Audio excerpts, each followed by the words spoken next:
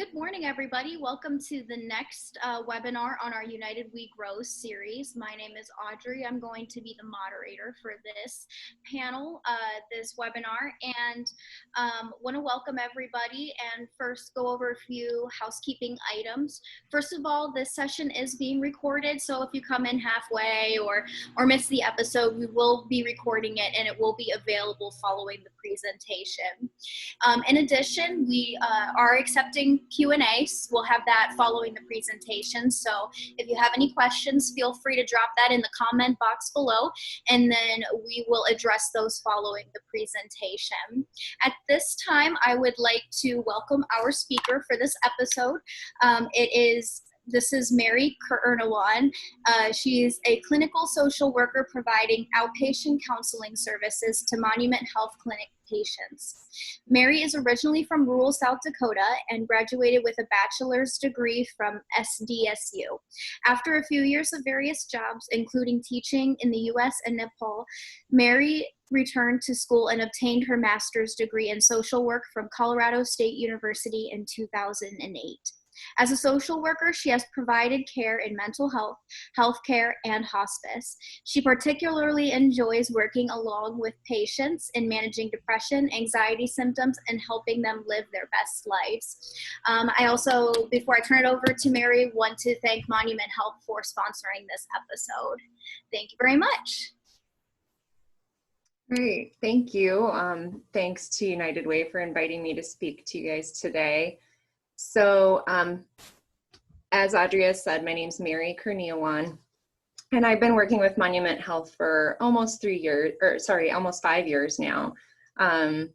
Today I'm going to primarily talk about how the COVID-19 pandemic has been affecting everyone's mental health and how individuals can manage this increased stress, both from their work or in their work and in their personal lives.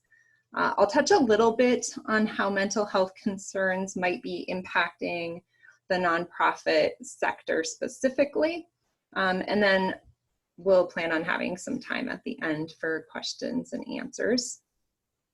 So we'll get started here. One of the things that's most important to realize during this time is that a great deal of uncertainty in our lives always affects us. We're really, as humans, we're really hardwired to want a great deal of certainty in our lives, and certainty is really hard to find right now. Everything is changing, and it's changing so quickly. So understanding what normal feelings and what normal reactions to this pandemic might look like and feel like can be reassuring to us, because then we know, even though this might be really unpleasant, it's also normal. And then also understanding what concerning or problematic reactions look like can also be helpful.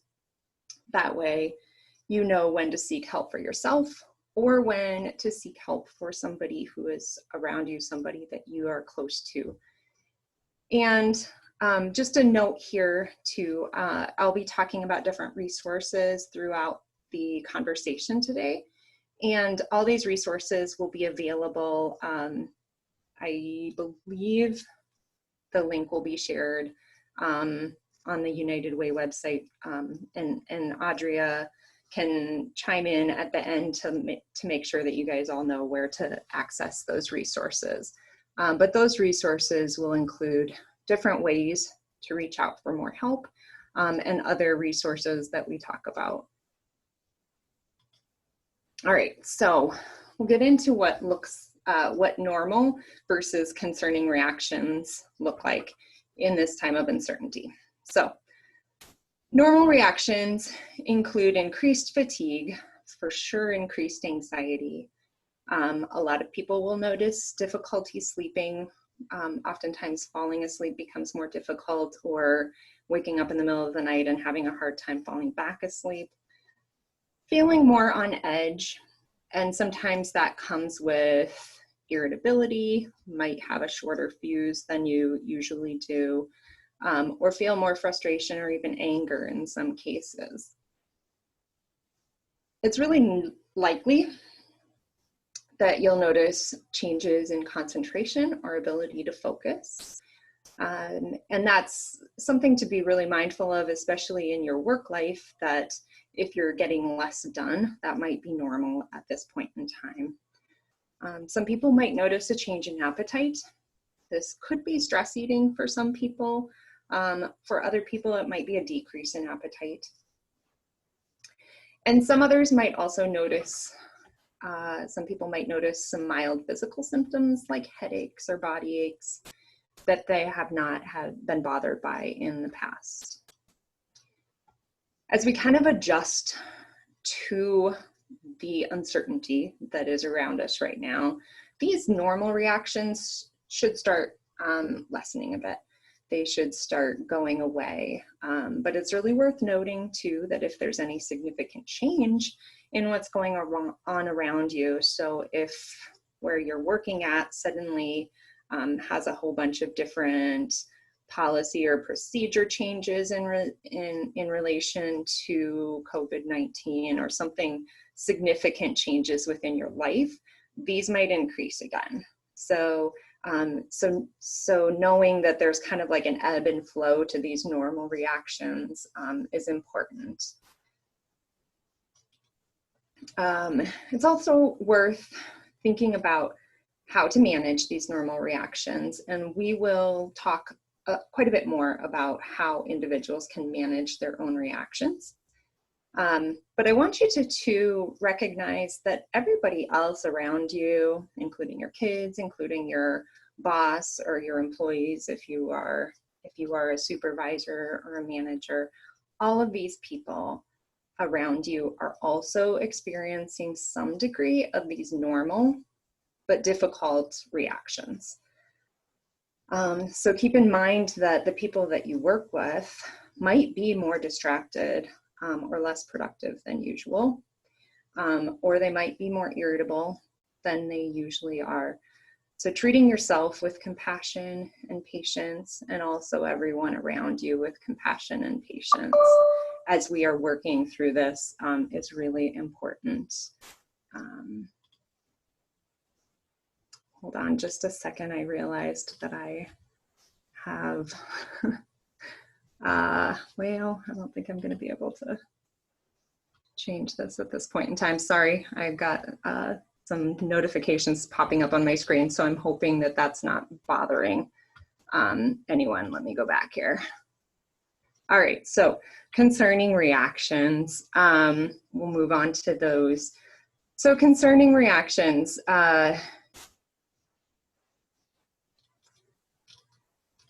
these include feelings of hopelessness or despair that won't go away. It's somewhat normal to have real brief flashes or brief moments where you might feel a bit hopeless or down. But if those feelings are coming and they are staying, they won't go away. You're feeling that way the majority of the day, or you're noticing somebody else around you that's feeling that way a lot of the time, then that's a time where concern is warranted. For sure, any thoughts that you would be better off dead or thoughts about ending your life are of great concern. If you are noticing that within yourself or anyone else, seeking help immediately is the best course of action, for sure. Significant weight loss, weight gain as well, but really significant weight loss would be a concerning reaction, as well as insomnia that's not resolving. So it's normal to have some brief periods of insomnia, even lasting perhaps a couple of weeks. But if it's not going away and you are really having a significant loss of sleep, then that would be concerning as well. And we'll talk a little bit about sleep more in a few minutes. Any drinking or use of other drugs to kind of numb emotions or to get through difficult days is certainly concerning. We don't want to be using alcohol or any other substances to manage emotions. That's kind of a real good recipe for addiction. Anxiety that prevents you from engaging in necessary activities would certainly would fall under those concerning reactions as well. So we talked about increased anxiety as being normal. So for example, I've never had anxiety around going to the grocery store before. I for sure am anxious about going to the grocery store now. I don't like it. It's unpleasant. I feel anxious throughout the trip. However, I'm not having an anxiety attack that's preventing me from going grocery shopping. And so if there's anxiety that's so severe that panic attacks or just the anxiety in general is preventing that normal functioning or necessary functioning, that would be concerning. And then the last concerning reaction that I have listed here is really relating to burnout, specifically burnout with jobs, but it could also happen in your personal life. There's a lot of us who are working, whose jobs have changed significantly because of COVID-19. And so some of us are working, I don't want to say harder necessarily, but for some people, tasks have certainly increased, and because of all these other stressors in other parts of our life, possibly financial difficulties for some people, if somebody else in their family has lost work, or if you've had reduced hours, worries about elderly or at-risk relatives. Certainly, there's a lot of people who've suddenly been put into the position of having to be teachers for their kids and manage their kids' education while trying to still pull off 40 hours a week at home of work.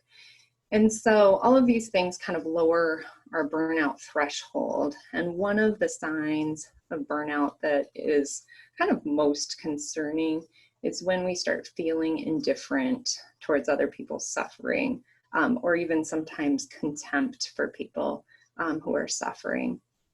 And so that's another time where reaction would be a sign of concern. Like I said, the resources will list a few different places to reach out for help.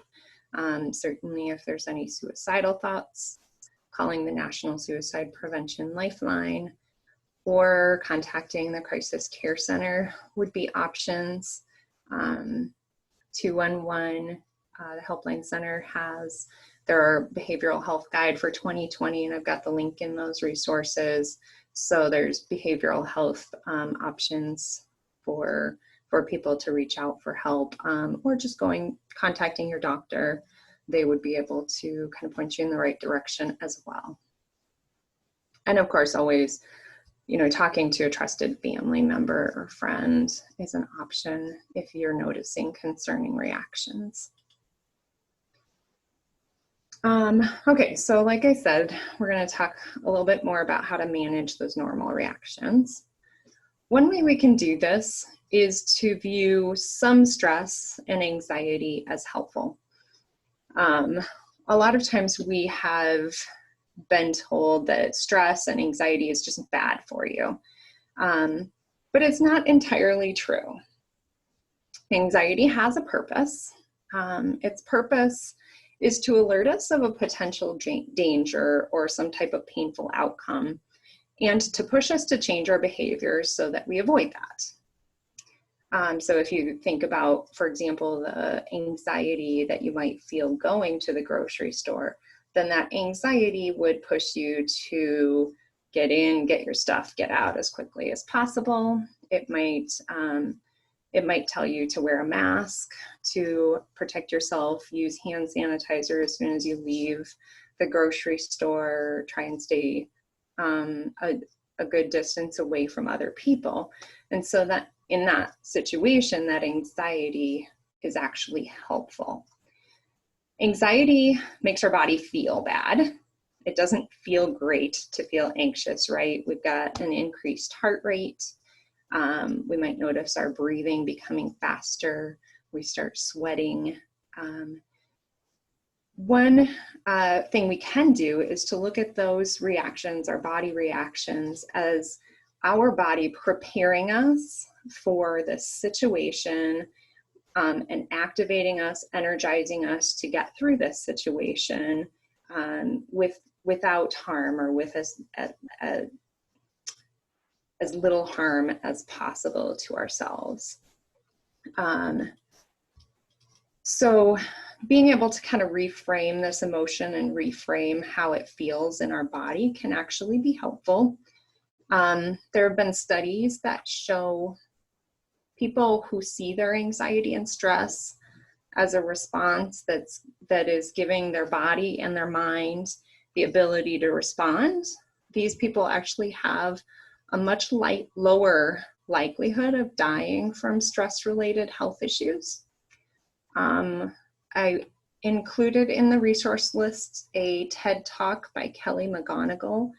And I don't have time to go into that talk today, but it's a really fantastic TED Talk to check out, and really helps to much better explain how we can reframe anxiety and stress in our lives. Whoops, go back for one more minute here. One other thing in terms of stress and anxiety is that stress and anxiety actually, when our brain releases stress hormones, releases that anxiety response, one of the hormones that is released is called oxytocin. And probably some of you have heard of oxytocin before. Oxytocin is known as the cuddle hormone, and it is a hormone that really drives us to connect with other people. So when we connect with other people, when we show empathy and caring towards other people, or when we reach out for that caring or for that empathy from others, it releases more oxytocin in our body. And oxytocin is also a hormone that protects our heart, protects our cardiovascular system. So when we're in stressful and anxiety-producing situations, the more connection that we have with other people and the more we reach out and make those connections, the healthier we're going to be. All right, so I'll move on to self-care here. I am guessing that most of you, if not all of you, have probably been on a commercial flight. It has probably not been within the last couple of months. But I'm sure that you've also heard the flight attendants going through their spiel at the beginning of the flight, all the safety information. And one of the things that they say is that if there's a loss in cabin pressure and the oxygen masks come down, you have to put your own oxygen mask on first before you can help anyone else. And that analogy really is helpful in this situation that we are finding ourselves in right now. We cannot care for others if we're not caring for ourselves. I've worked in nonprofits quite a lot in my life, and so I know that the culture in nonprofits, and I would say the culture in healthcare as well, it really puts a very high value on caring for others. And oftentimes such a high value on caring for others that you're really seen as this amazing person if you're caring for others at the expense of yourself. So I think it's important to recognize that, to realize that sometimes we're being asked to do things that are actually a detriment to ourselves in service to others. And recalling or reminding yourself of this analogy that you need to have your own oxygen mask on, you need to be caring for yourself. We're not being self-centered when we are caring for ourselves. We're really making it possible to continue to help other people. So the first thing in terms of self-care that I think is probably one of the most important things is to get enough sleep. So I'm not going to go into a whole lot of detail again here, but because it's kind of neuroscience-y and I am not a neuroscientist, but the part of our sleep that really helps us in terms of regulating our anxiety response, helps our brain to regulate and kind of have a better anxiety response, is our dream sleep, the rapid eye movement, REM sleep, okay? That sleep mostly happens at the end of the night. There's a little bit at the beginning and the middle of the night, but the majority of that REM sleep is occurring at the end of the night. So if we're only getting 5 hours of sleep a night, you're missing out on a huge amount of REM sleep, and your brain is less able to manage that anxiety response.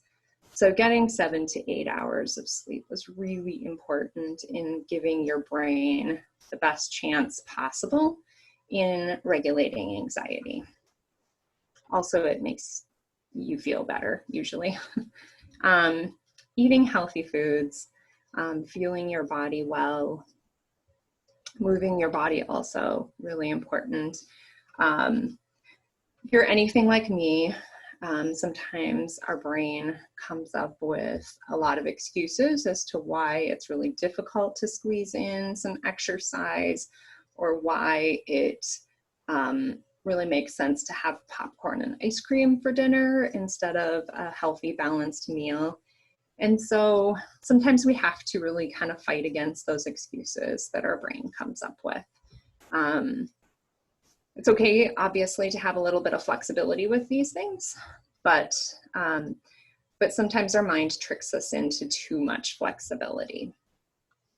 So one way to kind of fight against that tendency of brains to try and be way too flexible is to just schedule those things in. Schedule your meals in, schedule your exercise in, and try to stick to it as much as possible.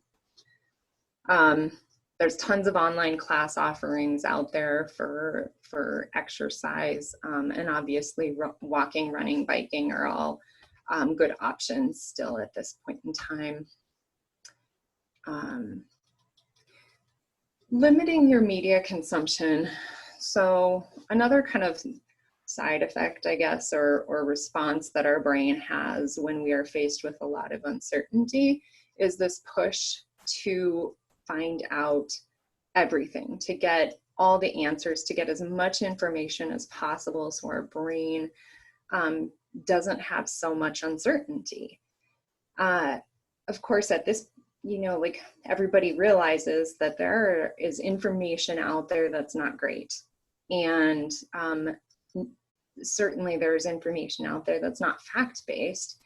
And even among fact-based news, there are news outlets that present information and present stories in a nice, calm, spreading way. And then there's other news outlets that present that same exact information, but in a way that really spreads fear or kind of stokes emotions. And so part of limiting your media consumption is picking one or two trusted sources that really provide that fact-based coverage in a way that spreads calm and that feels less emotional, and sticking with those. Some people find it helpful to just consume media in certain parts of the day, and that can be really helpful. Or limiting that media consumption specifically right before bedtime. So like the hour and a half before bed, not looking at any news outlets. For some people, not looking at social media, because sometimes social media can be filled with these fear-spreading stories as well. If you find yourself consuming any media that significantly increases distress, but is not adding to your knowledge, that's a really good time to turn it off. And I think it's important to recognize that you can snooze friends on social media as well if they're posting things that's contributing to anxiety or anger or frustration. Being mindful of your reactions and your emotions and kind of checking in with yourself. And we'll talk a little bit more about that in a few more minutes. That's quite important.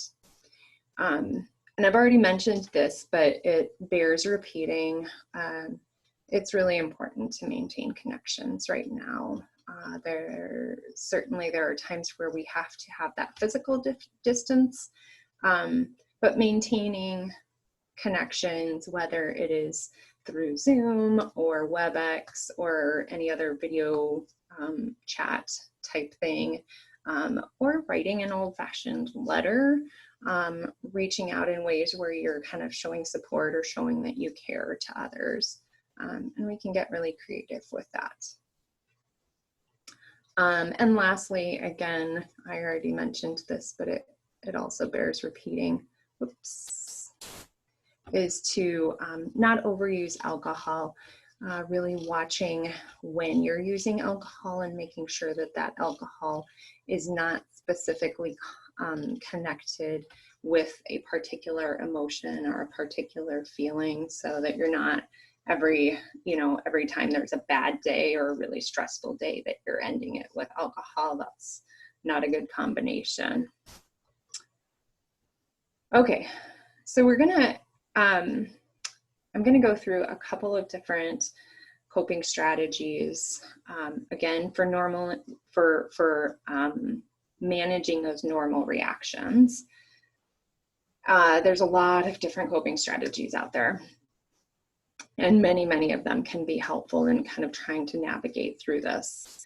But I'm going to talk about 3 specifically that I find pretty helpful and can be used both at work and in your personal lives.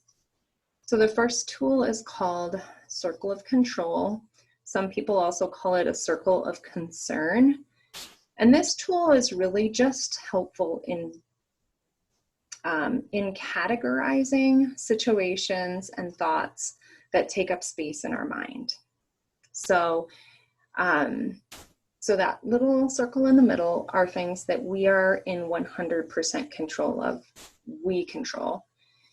The second largest circle are things that we have a little bit of control in, over. We can influence others, or we can influence situations.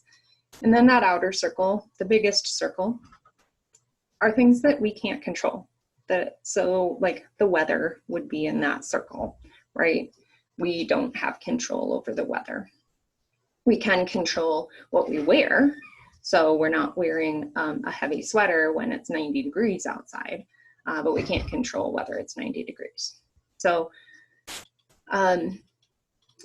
once we are able to categorize situations or thoughts that we're having in those circles, the reason that this tool is helpful is that we then have the ability to manage how much time and how much energy we're giving to each of those thoughts and situations. So for example, going back to the weather, I can't control what the temperature is. And it doesn't do me any good to dwell on weather that I have decided is bad, or getting in my way in some way, shape, or form. If I spend a huge amount of time thinking about that weather and worrying about that weather, then it's going to cause me problems. However, if I focus my time and energy on what I wear, for example, I'm going to feel more in control, and I'm going to feel a little bit better. I want to point out that we definitely are not able to completely banish or get rid of thoughts that we can't control or situations that we can't control. And obviously, the things in that outer circle still affect us. They still affect how we're able to live our lives. However, we don't want to be spending a ton of time and energy in that outer circle.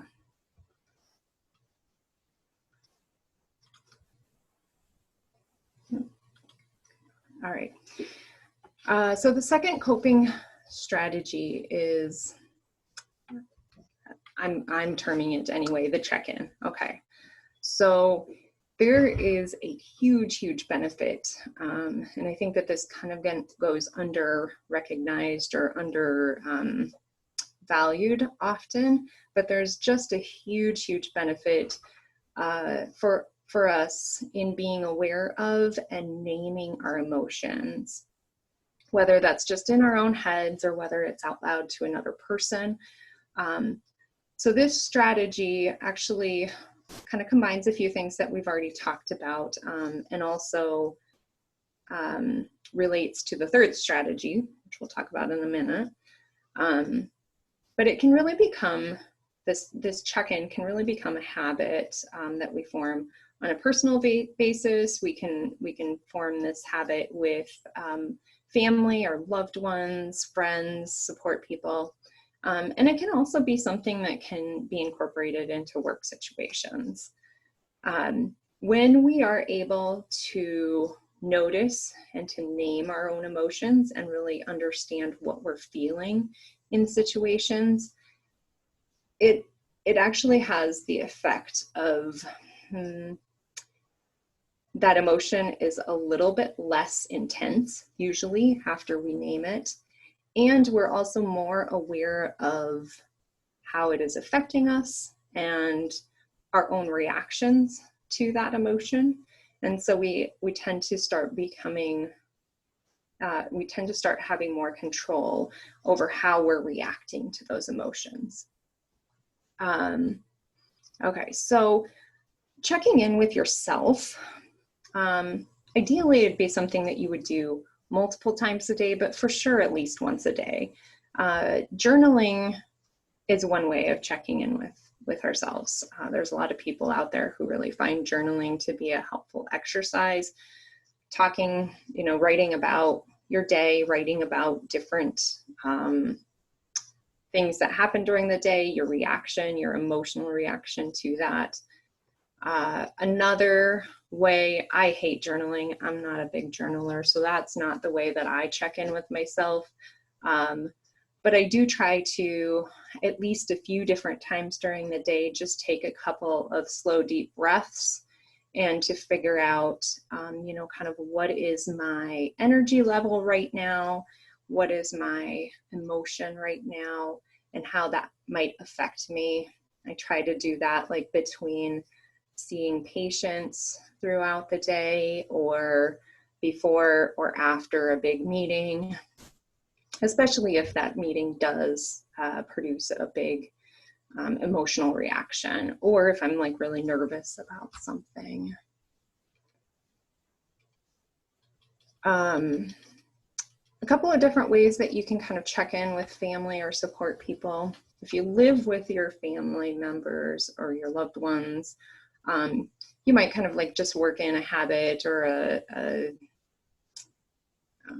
create a new family tradition of checking in over your evening meal and kind of sharing a high point and a low point of the day, for example. If you're not living with somebody who you want to check in with, scheduling a regular video chat or checking in regularly via text and kind of letting that person know what you're doing and having them do it as well can be really helpful and again, really form those connections that we've talked about before.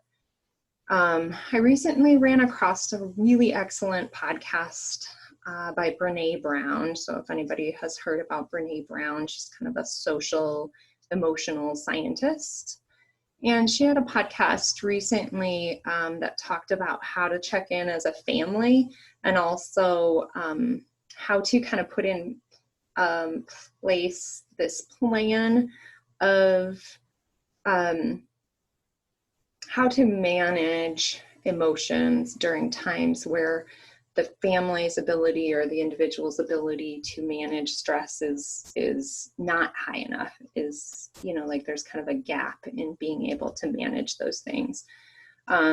So that podcast link is in the resources as well.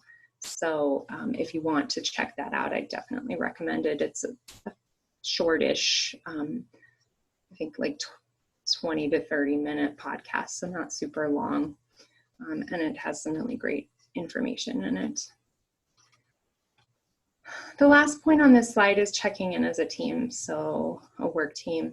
So I'm hoping that there's a few leaders, supervisors who are joining in on this webinar today. And this point is really for you. This is really where you have the opportunity to shine and to really lead by taking care of your people on an emotional level. Finding some way that your team can check in. Sometimes it makes sense and it feels safe to do that as a team. If it doesn't feel safe for any particular person on that team, then checking in on an individual level with your employees, with the people that you're leading, is really important. We talked a little bit before about the culture of nonprofits sometimes being kind of detrimental to practicing good self-care, and leadership has such a huge role in to play in changing that workplace culture. So recognizing that the people that you have on your team are probably dealing with a lot more stress. They're probably being asked to either do more things with their time or do things in different ways that is kind of leading to, you know, like, for example, having to do everything remotely might make it more difficult to fit the same amount of work in the same amount of time. And so recognizing that people are not probably going to be as productive as they were a few months ago, and that that's normal. And this might be a very good time to really prioritize your work and to help your team prioritize work as well, help your employees prioritize work. All right, so the last coping strategy that I'm going to cover is mindfulness. So if you've not tried mindfulness before, there is really no better time than right now. If you have tried mindfulness before and you say, whoa, I do not have the brain capacity to clear my mind right now, I do not have the capacity to sit in silence for 10 minutes, I want you to, first of all, meditation and clearing your mind, having your mind kind of blank and empty, is not mindfulness. It can be useful, but it's not mindfulness. And so if that's kind of your view of what mindfulness is, I want you to kind of throw that out if you can. So mindfulness, there's two parts of mindfulness. The first part is that we're really trying to work on controlling or managing where our focus and where our awareness is. So when we're practicing mindfulness, we actually make a conscious choice of what we're going to focus on. If we're going, for example, if we're going on a walk, we might choose to mindfully focus on all the sounds that we hear on our daily walk. Or if we're doing a breathing mindfulness activity, then you would be focusing on how your breath feels going in and out of your body, how it sounds, how it makes your body feel, those types of things.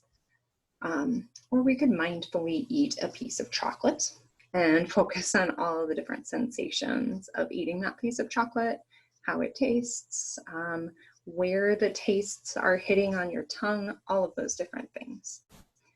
So again, that part is really controlling where our focus and our awareness and our attention is. The second part of mindfulness is developing a non-judgmental stance. So a non-judgmental stance is really about noticing what's going on around us, or noticing whatever we're putting our attention, our focus on, and accepting them just as they are, not assigning some type of label to them, not saying that it's good or bad one way or the other.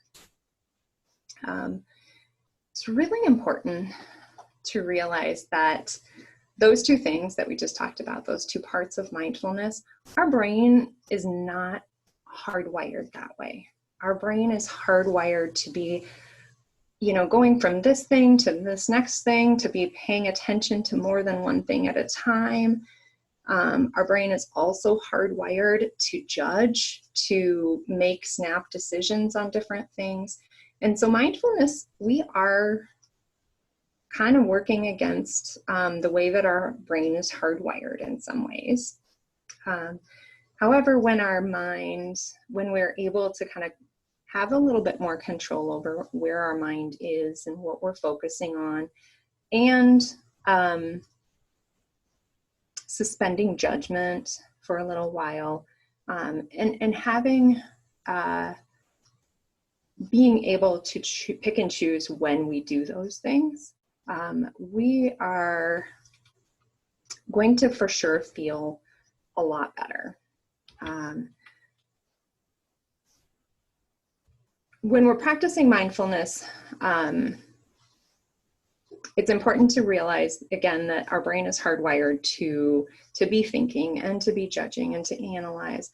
And so when we're trying to practice mindfulness and we suddenly realize that I'm not focusing on my breath anymore, now I'm thinking about that email that I forgot to send, you have not failed. You have not failed at mindfulness. And in fact, it's just the opposite. Your brain has just given you the opportunity to practice both the non-judgmental piece. So you're kind of just accepting that your mind has wandered without judging it, without beating yourself up. And then you get to practice putting your focus back on whatever it was that you were trying to focus on in the first place. And so every time this happens, we get to practice mindfulness. And that's where practicing mindfulness comes in, is noticing when our mind is not focused anymore, accepting that, and then bringing that focus back. It's really just like learning to ride a bike, or learning really a whole bunch of other skills. Every time we make a mistake, every time we fall, for example, when we're trying to learn how to ride a bike, it gives our body information about how to maintain balance. So each mistake, each failure makes us better at what we're trying to do.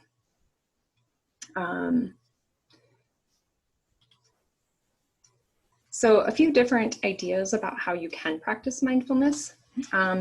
First of all, recognizing that probably you do it. Even if you're not intending to practice mindfulness, you're probably doing it at times without being aware that you're doing it. Anytime that we really savor some type of enjoyable activity, or pay a lot of attention to the thoughts or the feelings or sensations that we're experiencing in that moment, you're practicing mindfulness.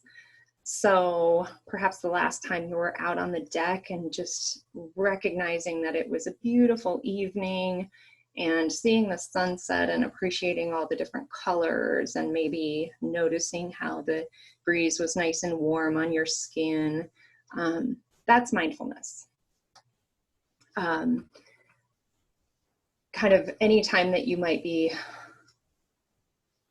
noticing all the different things that might be going on for you, your emotions, your sensations, those types of things, you're practicing mindfulness. However, it can be really helpful for us to purposely practice mindfulness. And so I've got 3 different types of exercises that are really simple to do for practicing mindfulness.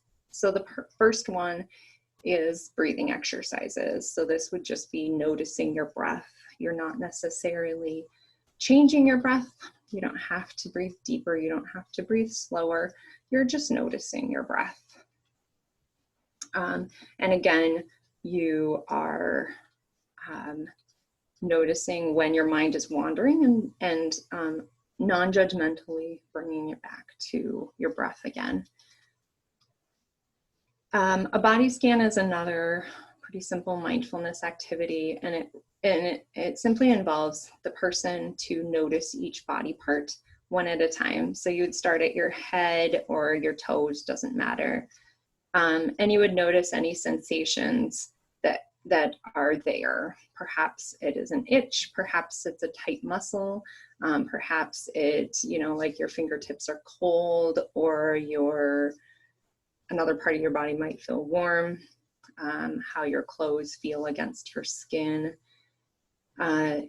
Sometimes this can be a challenging activity because sometimes, especially if we're noticing something that's unpleasant, for example, if you notice, oh, my chin itches, then our first instinct is to fix it, to scratch our chin or to change it. And so the challenge with doing a body scan is to just accept things as they are without changing them, and to allow that sensation to come and to go. Sometimes people will do a progressive muscle relaxation with the body scan, and that can be particularly nice when you are trying to fall asleep, especially if you're having troubles falling asleep. So kind of scrunching up the muscles in whatever part of the body you're focusing on for a few seconds, tensing everything, and then relaxing. And then the last sensation, or the last mindfulness exercise that I've got here is just to find some pleasurable activity and to practice it with putting, just all of your focus on the sensations, the emotions, and the thoughts that come along with that activity, noticing them, accepting them as they are without kind of trying to hold on to them, I guess. So one example would be to just noticing how your morning shower feels. And, if you find yourself again your mind going to what you have to do later in the day, to bring your mind back to that activity. And again, resources, I've got a couple of different apps in the resource list that one of them is specifically for sleep issues. Another one is for mindfulness. There's a mindfulness app on there called Insight Timer. There's other ones out there for sure. The Calm app, Headspace. I really like Insight Timer because it's free and it has a ton of different meditations that you can listen to. And again, mindfulness is not the same as meditation, but you can practice mindfulness while you listen to a meditation. I can't remember. There's actually a VA produced app, the Veterans Administration, that's actually called COVID Coach. So they just came out with this. It kind of incorporates a number of different coping skills that are in other apps that they have. But it definitely looks like a really great app. I've checked it out and played around with it a little bit. And I think the VA apps are really nice because they don't require you to put in your name or your age or any other information like that. And they're free. So for anyone, you don't have to be a veteran to use it. So I think that's the end of what I have prepared. I don't know, Audria, if there's any questions that I can answer. Hello. Well, first off, I do want to thank you. A lot of really great information shared, and some things that are going to be great for not just individuals within the nonprofit organization to consider, but the nonprofit as a whole. I think you made a good point on the importance of checking in, especially, there's that individual standpoint of it, of you checking in with yourself. And keep being mindful about how you're feeling, and just taking that. But also from an organizational standpoint, with a lot of organizations that are kind of dealing with that. Well, let me get my camera on here so you can actually see me. But just that importance of with all these new changes and duties and responsibilities, and organizations having that capacity issue of now having to change some of the resources they're offering and adapting. And so that's a really great practice for sure, that some of the organizations, anybody who's tuning in, should definitely take that one. I wanted to, so one of the, well, a question is, as you had mentioned, a lot of these nonprofit organizations, people who are like in the medical field, especially, that focus on caring for others first before yourself.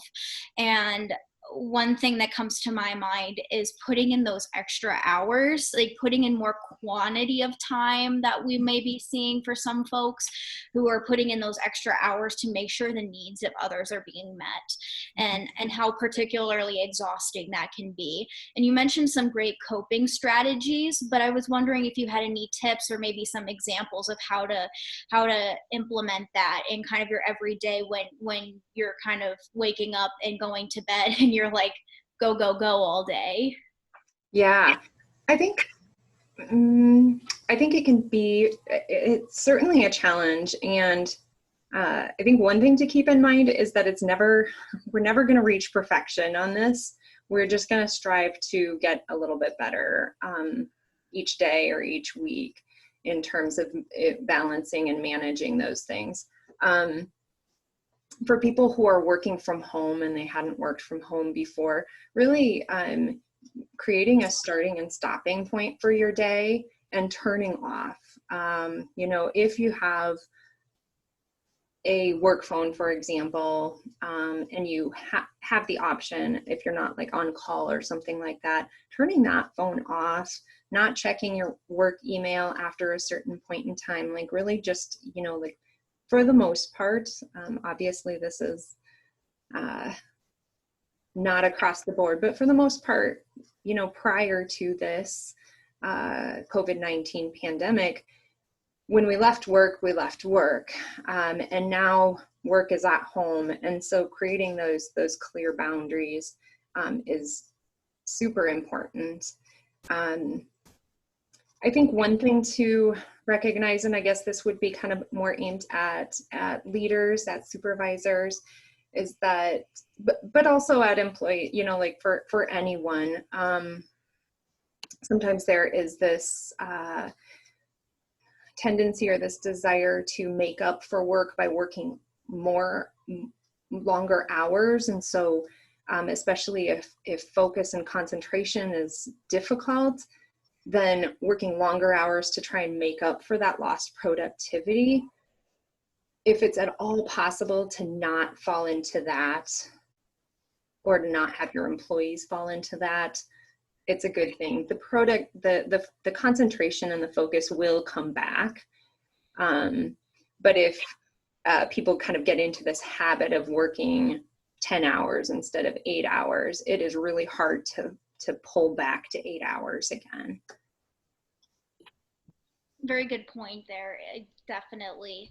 And another question, obviously we're all kind of in the present moment right now, and a lot of people are kind of starting to wonder what the future is going to look like, and kind of that negative anxiety of what is this going to mean for my organization, what's this going to mean for other folks who are impacted.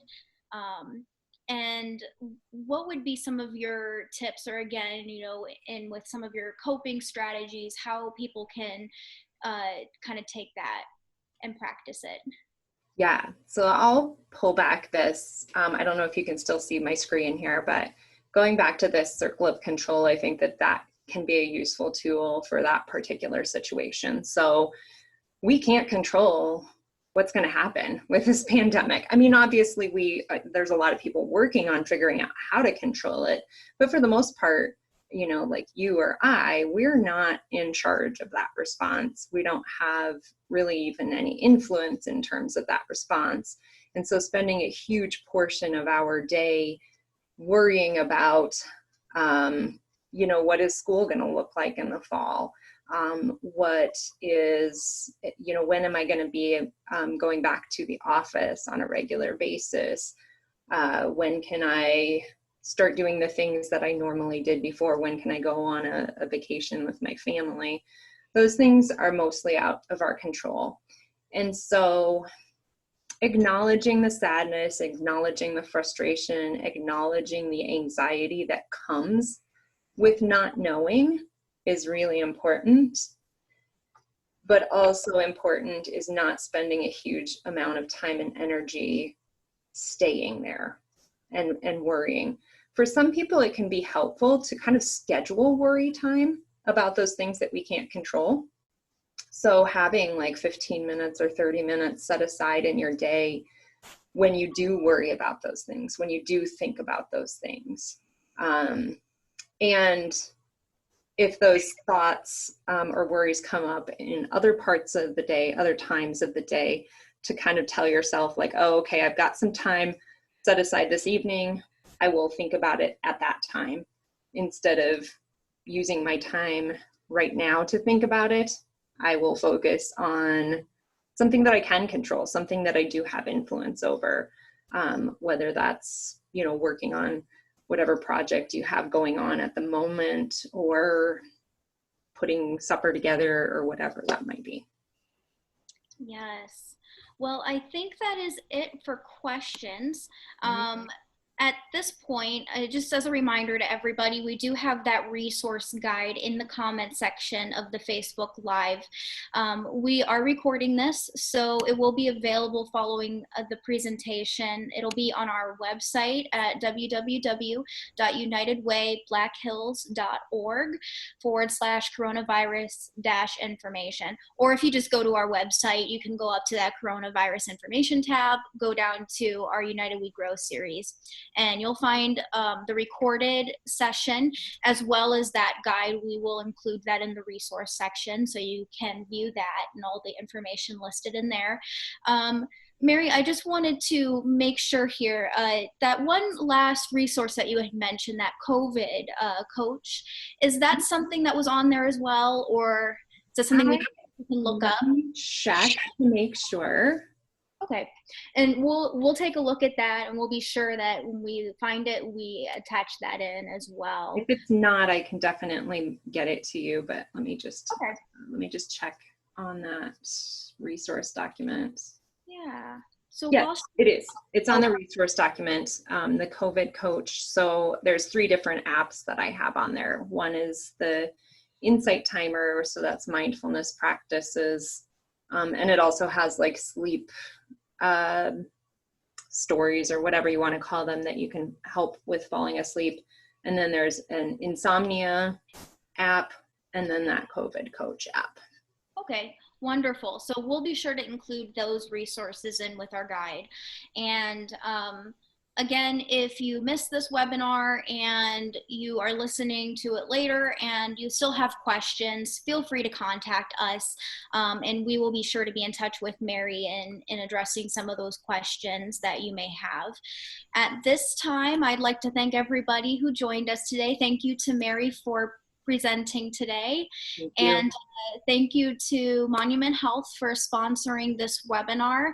And please stay tuned for our next webinar on our United We Grow series. We're going to be talking about volunteerism during COVID-19 and kind of some of those social distancing precautions that people are taking, but also being mindful of volunteerism during that time. So we will get back to you on a day and a time on that. But for now, thank you for joining and have a nice week.